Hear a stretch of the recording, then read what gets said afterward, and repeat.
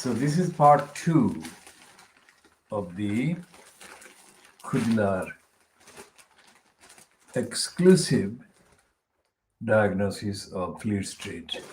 This one is today's Sunday Times news review, and I got a whole page given to Andrew Neil. And Neil is kind of boasting about the Sunday Times. Queen dismayed by uncaring Thatcher, which is what the Crown is actually claiming. So in comparison with the rest of the media, the Sunday Times is actually celebrating the account contained in the latest Crown about the relationship between Brenda and the Thatcher.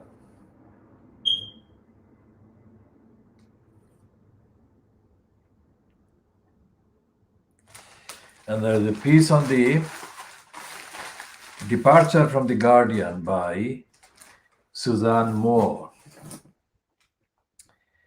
And this is by Selina Todd, who is saying that the Guardian's Suzanne Moore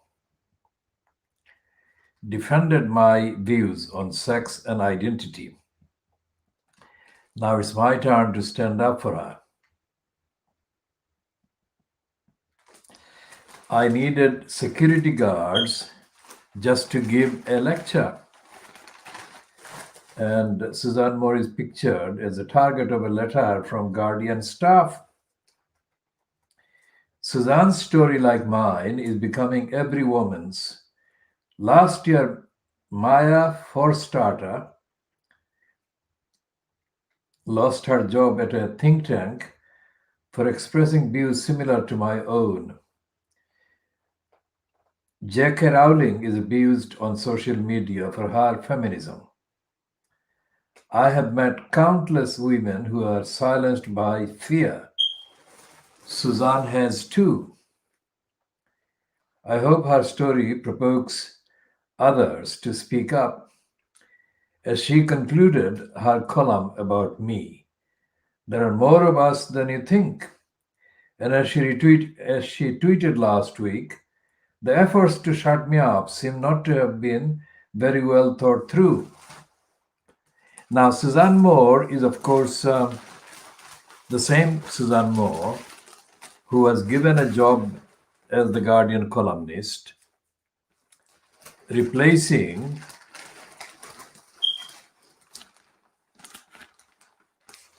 the fellow Australian writer. And that Australian writer, of course, is the writer about feminism and the female eunuch. And the kind of feelings of betrayal and abuse that that writer felt has been made a part of a classic kind of quote. So Germaine Greer was very, very spiteful in her use of language used against Suzanne Moore. That was some time ago. It seems we haven't checked the response, if any, by Germaine Greer at Suzanne Moore's departure from the Guardian. And we shall check that and we shall update in due course. Now, this part is talking about the, of course, the Crown, but this Crown is only peripheral. What we are going to talk about as is the absence of news, absence of facts about the lives of people in the newspapers. That is the whole thing. And that includes, of course, our running commentary and theme that the newspapers, Fleet Street, don't report the actual function, the actual behavior of this virus. Now, if anyone watching this disagrees with that, which is an absolutely factual statement, they're welcome to make contact with us via the well-established channel. Because for the last 10 months or so, there is no evidence that the COVID-19 or the virus or the pandemic has been reported factually by any of the British mainstream media. And that includes today's Sunday newspapers, Fleet Street papers. And we are contrasting that absence with the kind of space that the papers are giving to the kind of various rows about the parts of government. And there is a lot of space being given to the defense of Priti Patel by the media. And this is also a 2-page spread about the kind of debt, 2 trillion pounds debt, public debt now exceeds 2 trillion. And they're now beginning to focus on Sunak, who is going to raise taxes in order to start paying for the debt, so repaying the debt. And we shall be talking about that and other exceedingly excessive kind of coverage and space given to other issues, but not on the issue of the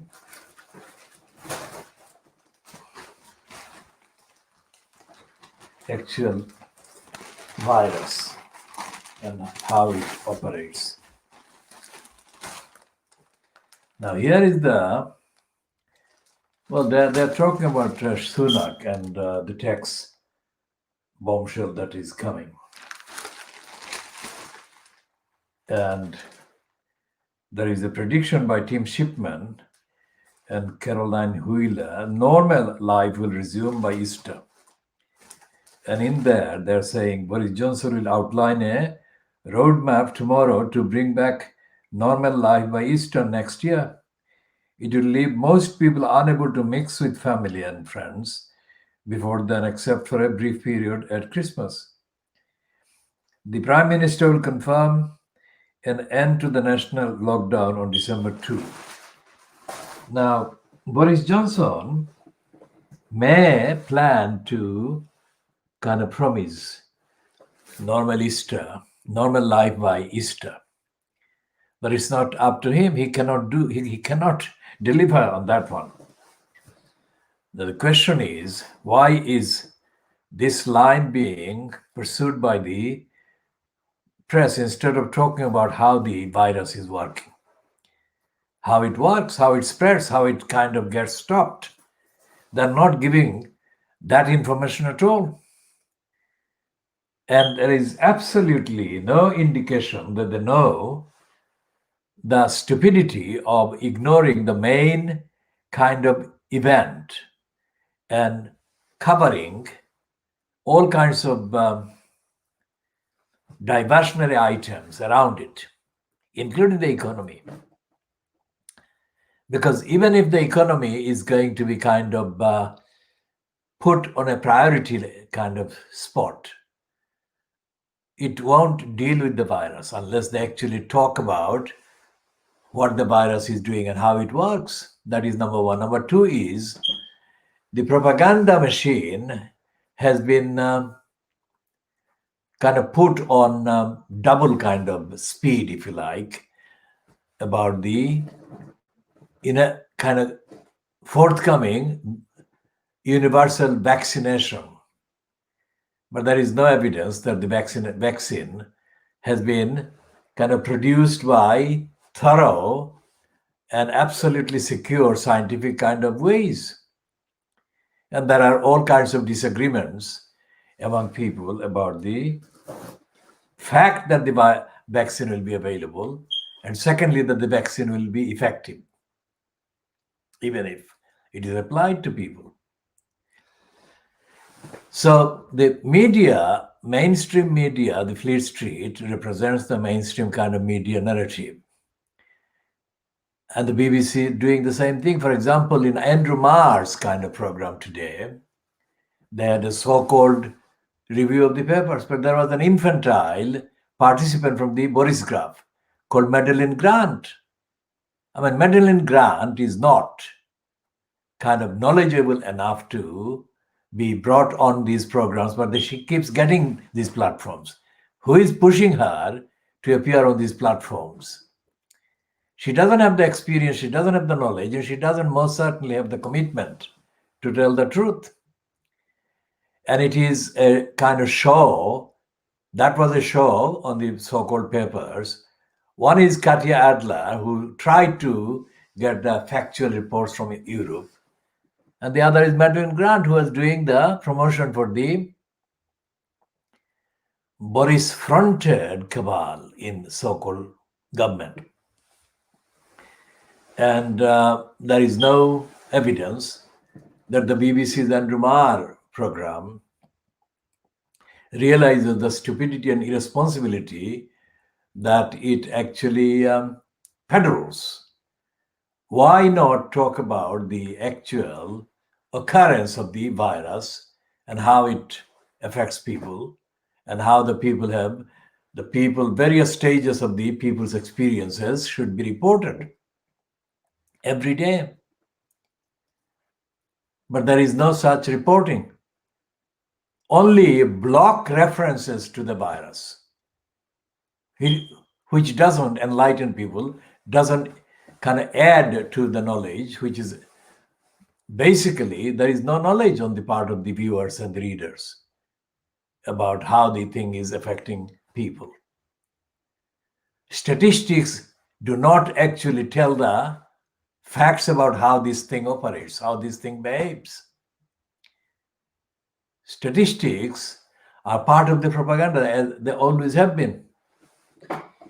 So if the national newspaper, the so-called mainstream papers, are not talking about, are not reporting, not prepared to report on the evidence-based kind of behavior of this thing, then this failure or refusal of the policy to suppress the truth and suppress the basic facts, suppress the actual information that relates to people's lives and experiences, extends to the local papers. And in the case of Tower Hamlets, for example, in East London, there are so-called kind of talks about the holding of a so-called referendum in May 2021 on whether to keep the elected mayor system or not.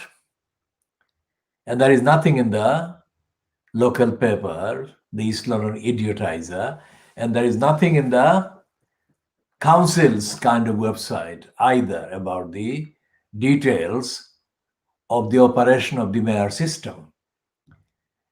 And the fact that the East London Idiotizer gave credit to the current incumbent, John Biggs, for getting councillors to agree to a kind of referendum in May 2021 is another act of wanton, intentional criminality. Because it wasn't Biggs who did that at all. Neither Biggs nor the councillors, who are never opposing him or arguing with him on any policy at all, because that is one of the evils that the elected mayor system brings. They were not responsible for holding this or agreeing to hold this so-called referendum in May 2011-21. Next door in Newham, there is already preparation for a kind of token referendum to be staged in May 2021. And in Tower Hamlets, next door to Newham, there has been already various kind of expressions of concern that the mayor system should be scrapped. And if the council on the 18th of November, which is last Wednesday, had not passed this motion, there would have been other ways of getting a referendum going. Whether it would have been as rigorous as it should be, needs to be, is a different matter, but there would have been. And Biggs knew that, the councillors that are stooges to him now knew that. So they actually went through an open door, if you like, on that referendum thing. They just walked through and they said, yes, we'll have the referendum. And Biggs is himself committed to keeping the system. And it is quite possible that most of the councillors will do that as well. So a referendum there may be, but that doesn't equate to scrapping the mayor system. What will scrap the mayor system is if there is a campaign. And the precondition, the main characteristics, the main kind of factors that constitute an actual campaign is the evidence. What damage has the elected mayor system done to the community? And there is the mention in the publicity given to John Biggs by the East London Idiotizer and or by the council's website that the mayor system has done any damage at all. In fact, some of the supporters are now saying that the mayor system is better.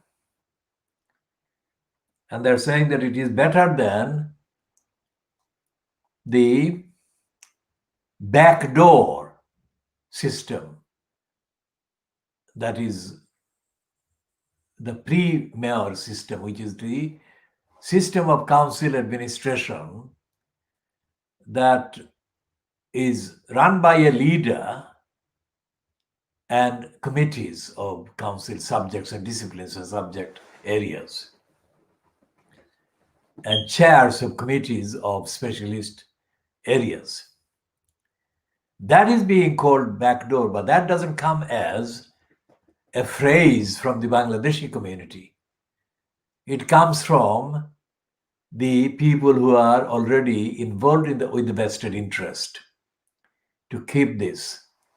For example, we have said extensively that in April 2006, 4 years before he became involved in the kind of promotion and propaganda for the elected mayor system, George Galloway described Tower Hamlets Council as the most corrupt local council he had encountered in about 30 years of his time in active politics.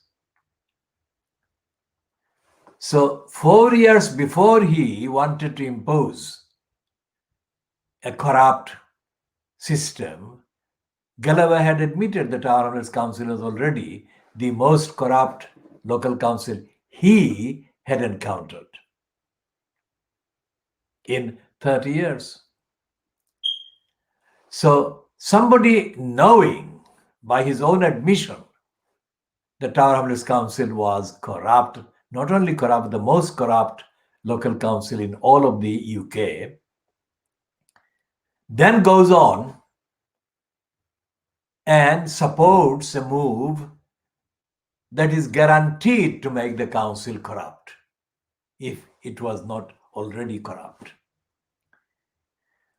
With that kind of record of people who knowingly wanted to further corrupt a already corrupt council, it is no wonder that many supporters of the mayor system have already been involved in corruption, officially recognized corruption, undeniably officially recognized corruption.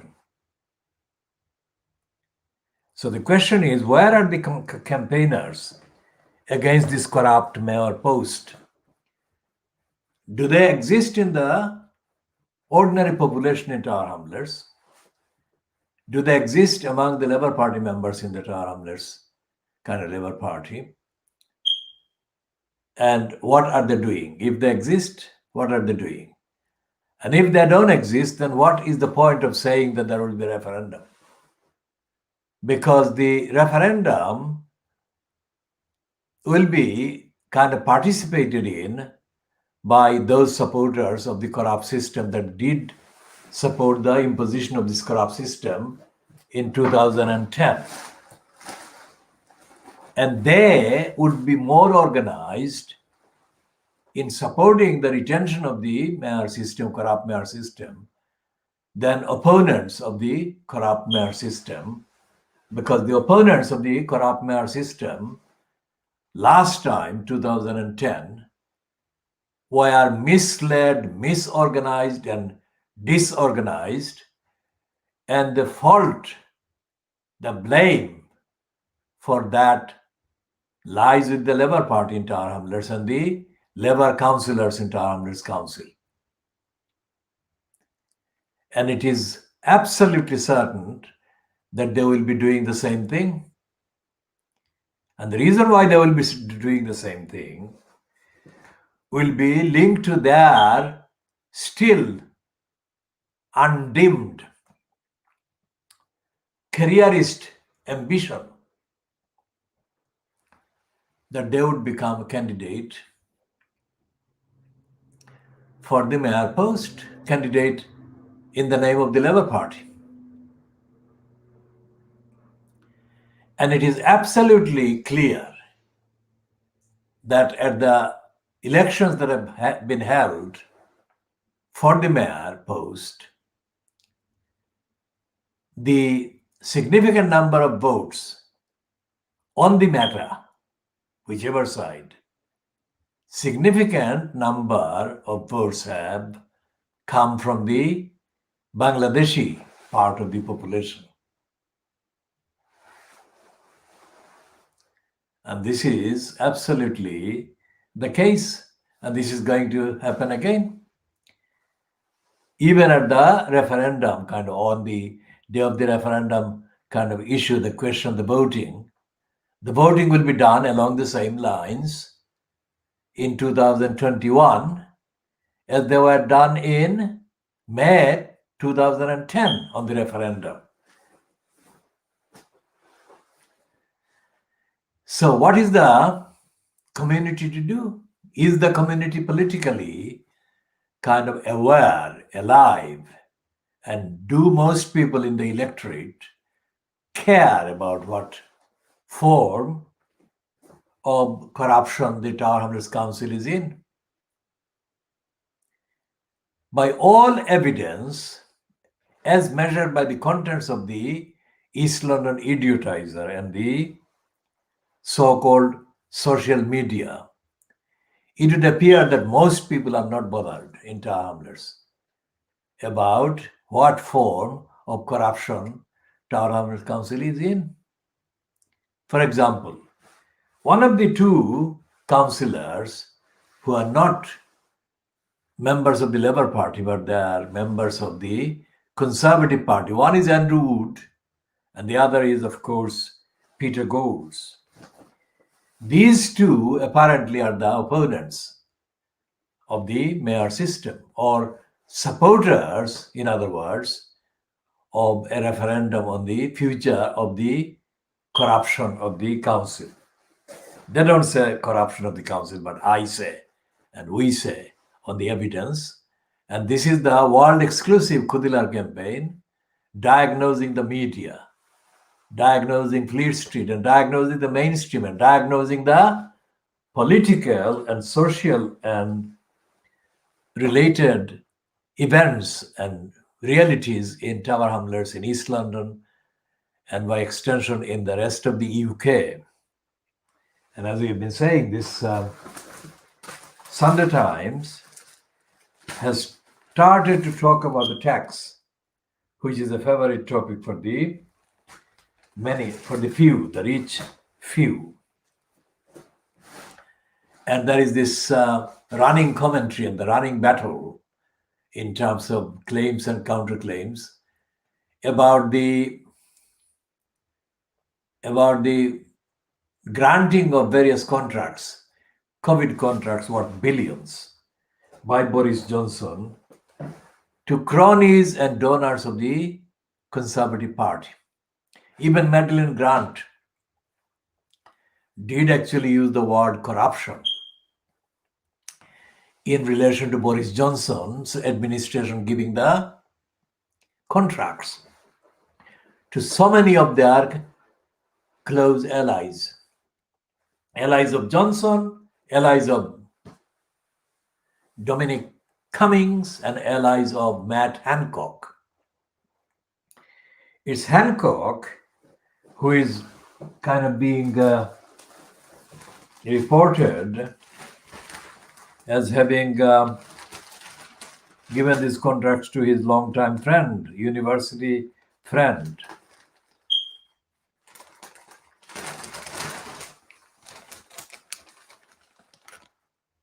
And of course, there is the piece about Priti Patel in the Sunday Times where it says that she is facing being sacked from home office because of her competence, not her temper.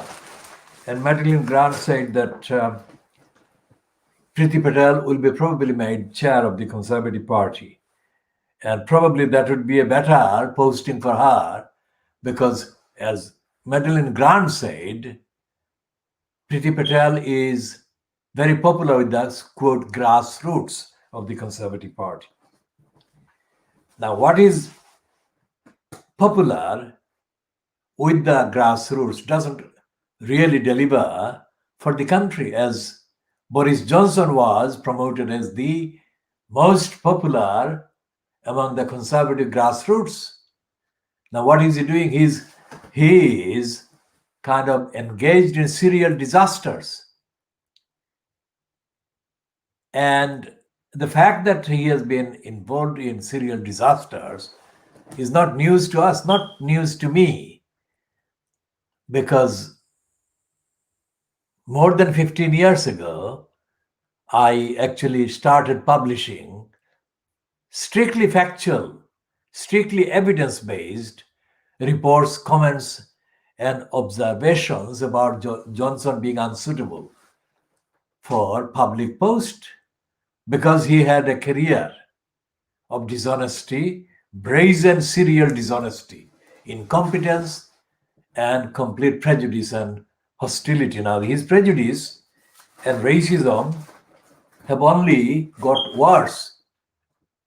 And Johnson has demonstrated his kind of affinity with the racist agenda to stop the asylum seekers against whom Priti Patel behaved more racistly than the indigenous kind of ordinary common racist would do.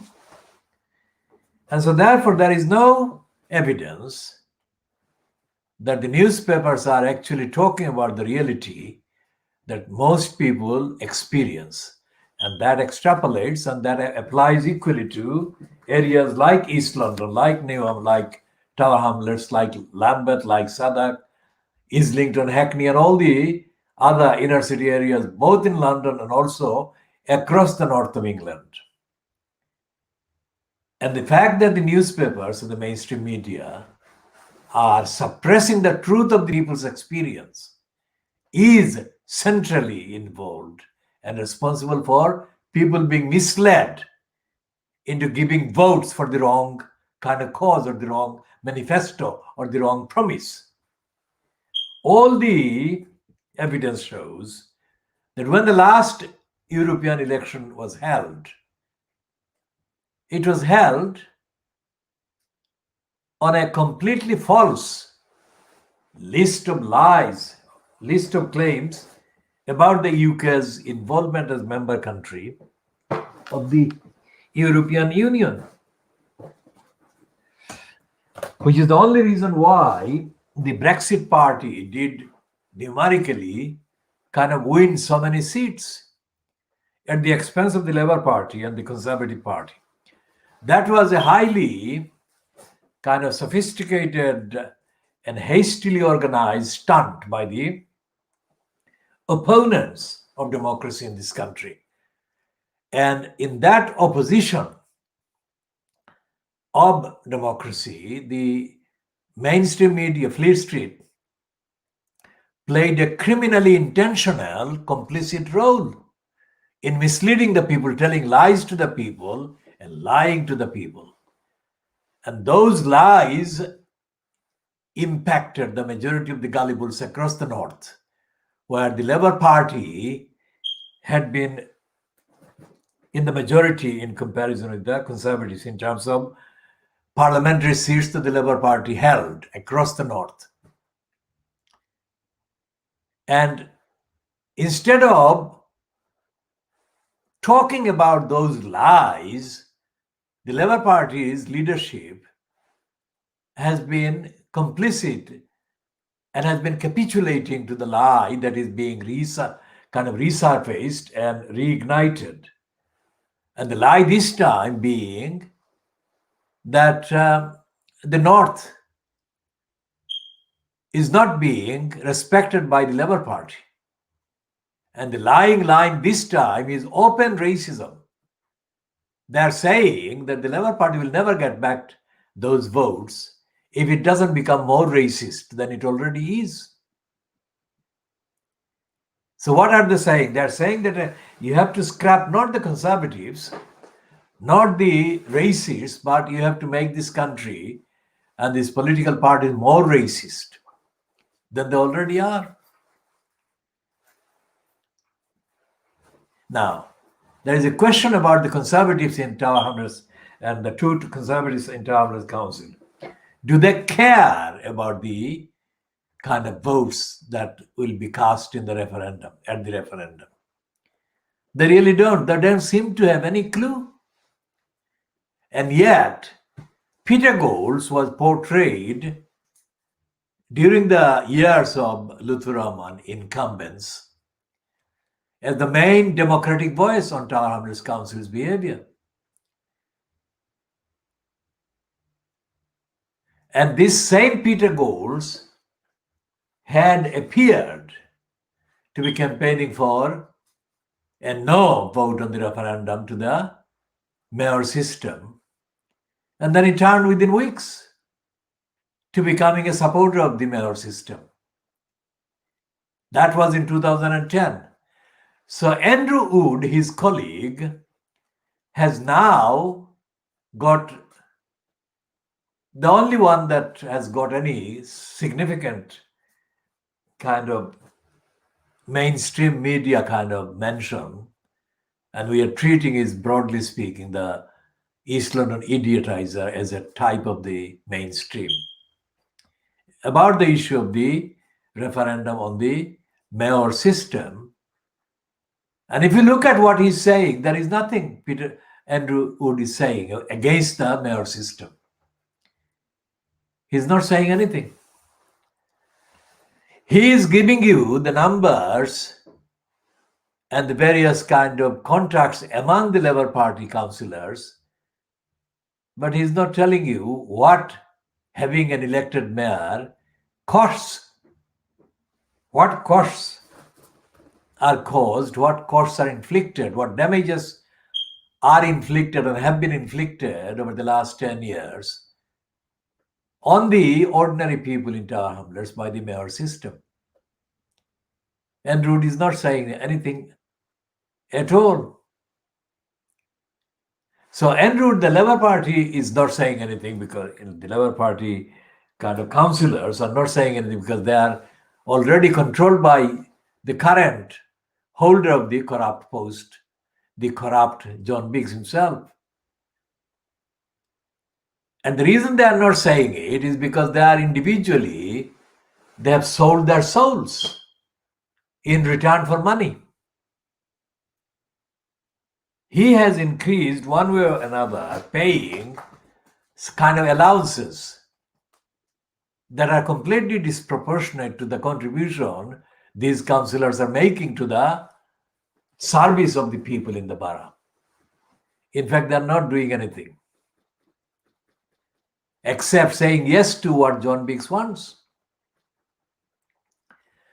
And the same thing, more or less, is happening in Newham. So these reasons, the only people who will have a consistent kind of uniform position at the referendum would be the supporters of the mayor system who got the yes vote in 2010. So the whole claim that there will be a referendum is a false one, because I cannot see any sign and I cannot hear any noise about anyone of any party or no party in Tower Hamlets condemning the mayor system, number one, in principle, and condemning the behavior of Lutfur Rahman while he was in post for 6 years as mayor. And he carried on a corrupt, absolutely corrupt regime. Nobody is saying anything about any of that. Even the 4 petitioners, the so-called petitioners who so-called kind of did submit the petition about the 22nd of May 2014 mayor election against Lutfur Rahman, to my knowledge, are silent. Well, to my knowledge, all of them have been silent except one, for some of the time, who is Debbie Simon, one of the signatories.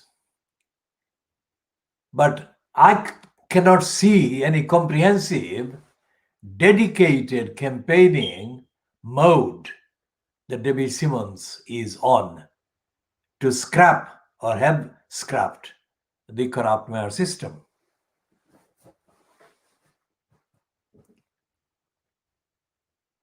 Now, where to begin? The 6 calendar years of Lutfur Rahman were spent in Lutfur Rahman doing the corruption in a way that he thought was not being noticed.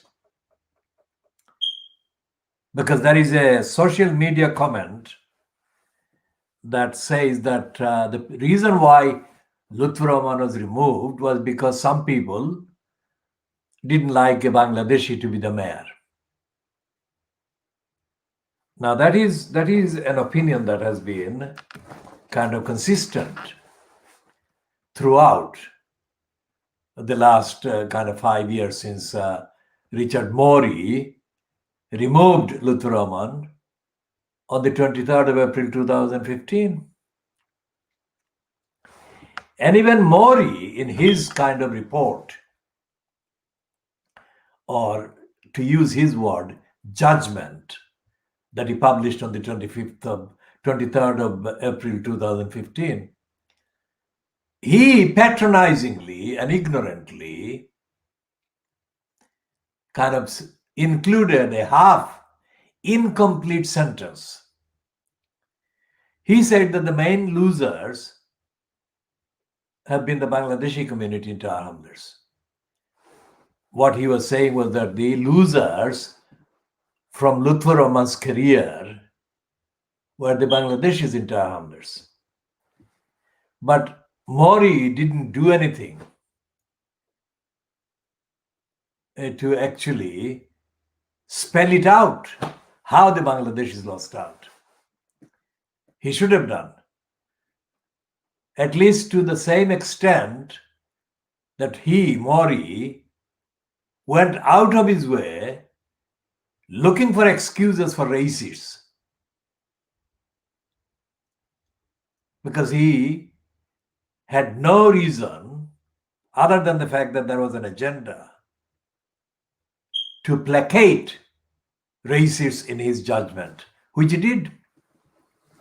And it is that kind of behavior and that kind of component and contents of the Mori judgment that warrant total rigorous examination, which we shall be doing.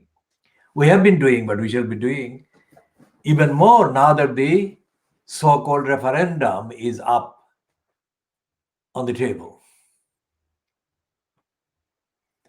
Because Richard Mori did the job as the election commissioner based on the petition and the advocacy of the petition or on behalf of the petitioners. But he never actually looked at the record of the council as a corrupt council. He never looked at the absence of democratic accountability in the culture of the council at any stage, either before the mayor system was foisted on it or during the 6 years that the mayor system was ongoing. So Mori didn't do that. The Conservatives haven't done that. The petitioners haven't done that. The Labour Party members on the council haven't done that. The Labour Party members in Tower Hamlets haven't done that. Ordinary people in Tower Hamlets, ordinary electors included, haven't done that. So who is going to do the magic and produce the result at the referendum saying that we don't want the mayor system? On that list, nobody.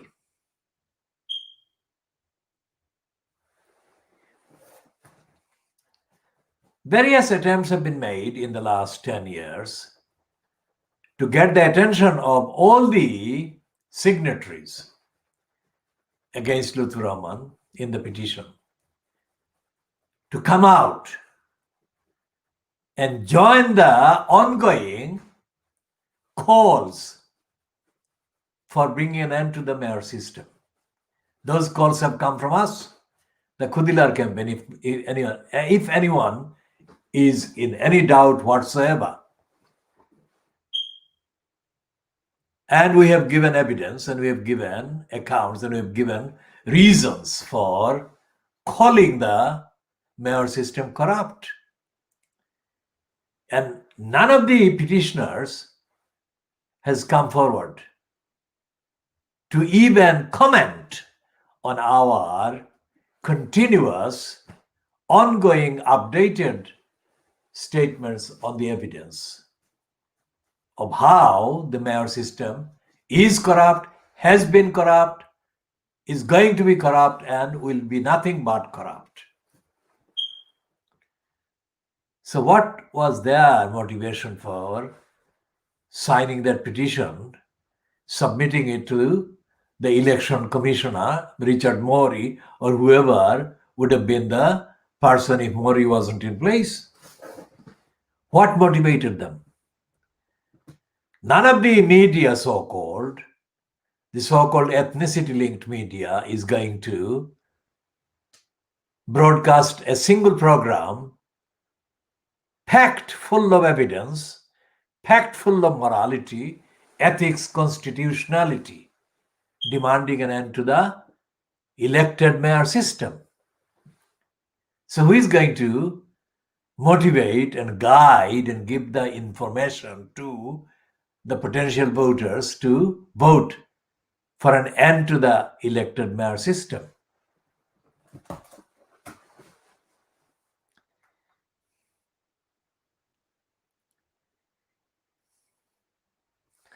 There is no sign that the so-called ethnicity-linked media will be changing its corrupt position. The ethnicity-linked media is corrupt, has been corrupt, and is doomed to remain corrupt,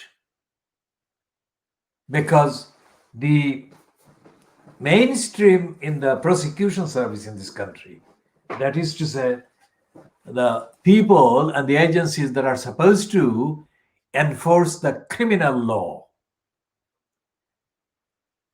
these people have allowed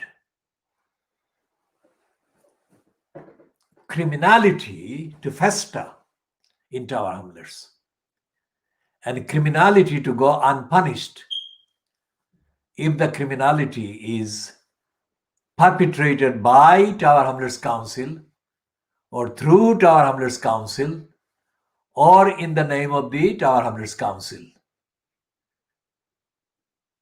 They only do the kind of prosecuting if it is an individual councillor. For example, there are 3 councillors that have been kind of prosecuted, all of them on housing fraud. And all of them have been kind of sentenced to jail terms, whatever the length of the terms.